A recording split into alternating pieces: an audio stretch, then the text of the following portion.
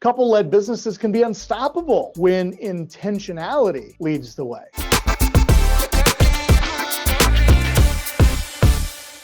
Now, I want you guys to write that word down, intentionality, okay? Most people go into business for themselves to make money.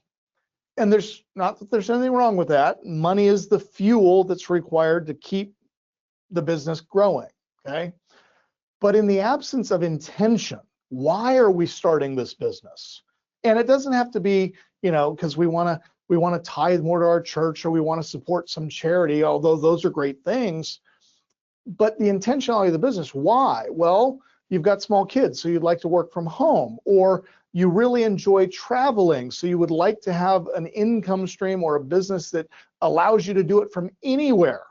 A friend of mine, I was talking with him a few months ago, and he's in a very interesting and unique business. And I asked him, I said, how did you get into this business? He said, well, Lee, I took 6 months deciding what business I was going to be in. And I said, well, what was the criteria? He said, well, number one, I had to be able to do it from anywhere. So it had to be internet, telephone business. It couldn't be a product or a service or something that had to be shipped or manufactured. He was drop shipping. Okay. I said, okay, number one, do it from anywhere. What's number two?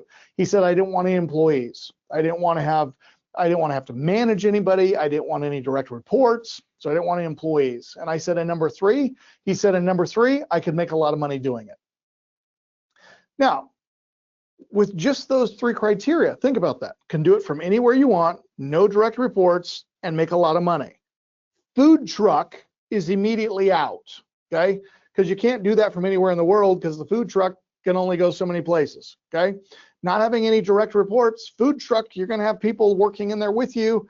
And number three, you can make a living, but you're not gonna make a lot of money in the food truck business, right? And that's just one example. But if you really sit down and intentionally think through, what are we trying to build here? You're gonna decide to do a different business. Now, for Jacqueline and I, when we sat down and said intentionality, we wanted a business that produced repeatable income. So real estate made a lot of sense, because we have rental properties, and we get rents the first of every month. But then from the rentals, we went, rentals are great, but man, they're a lot of work. How could we generate income without having the overhead of rentals and property management and all of that? And we said, well, we could go in the loan business, because you lend somebody money, they just send you a check every month regardless of what's going on with the property. So that made sense. And so from there, we just started developing and growing. So real estate investing, private money lending, private money brokering, private money servicing, to developing properties.